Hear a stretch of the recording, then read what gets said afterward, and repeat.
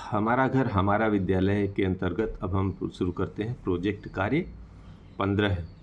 तो स्वगृहे दैनिक उपयोगी वस्तूनां गणनां कृत्वा संस्कृत शब्दे लिखत।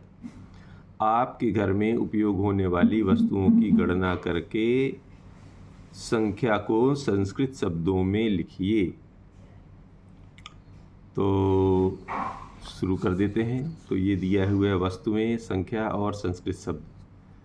तो वस्तु में दिया है व्यजनम माने पंखा। पंखा घर में आपके कितने हैं? हमारे घर में 3 लिखे वहाँ जो उन्होंने बताया, तो उसको संस्कृत में बोलते हैं त्रीणी। चषकः, चषकः माने होता है गिलास। गिलास कितने भाई जी? हमारे यहाँ 12 हैं, तो हम लिखेंगे द्वादश।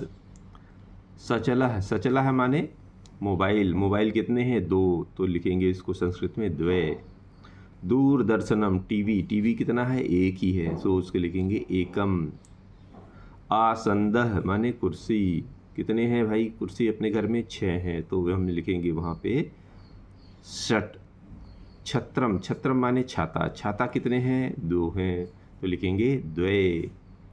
घटः, घड़ा। घड़ा कितना है भाई? अभी 1 है, तो लिखेंगे एकम। पुस्तकम, किताब कितनी है भाई घर में? तो हमारे घर में 20 किताबें हैं, विंशतिः। द्विचक्रिका यानी साइकिल कितनी है? 1 है जी, तो इसे हम लिखेंगे एकम। कंदुकः माने गेंद। कितनी है? 2, तो लिखेंगे द्वे। कक्षाः माने कमरे। कितने हैं? 8, तो लिखेंगे अष्ट। फिर दूसरा प्रश्न है इसी में कि निर्देशानुसारम संख्याम अंकेषु संस्कृत शब्देषु लिखत।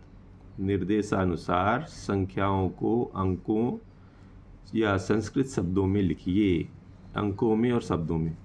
अब यहाँ पर एक तरफ अंक में लिखा है कि एक तरफ शब्दों में, दोनों में से जहाँ जो कमी है उसको भरना है।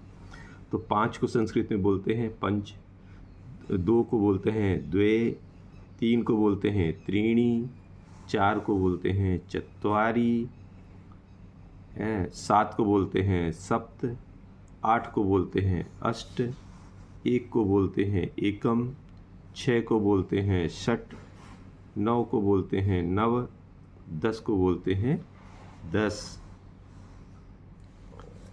फिर ये कह रहे हैं अगला प्रश्न कि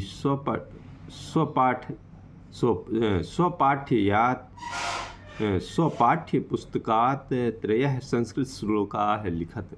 अपनी पाठ्य पुस्तक में से कोई 3 संस्कृत श्लोक लिखिए। तो जी ये कक्षा 6 की किताब से लिखा है।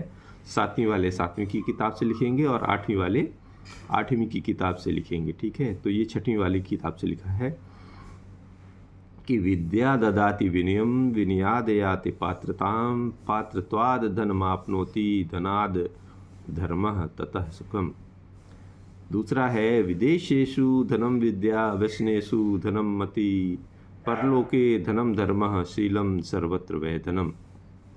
विद्या रूपम कुरूपाणां निर्धनानां धनम तथा निर्बलानां बलम विद्या साधनीया प्रयत्नतः। तो इतना ये तीनों श्लोक होते हैं और ये इस तरह ये प्रोजेक्ट कार्य 15 समाप्त होता है।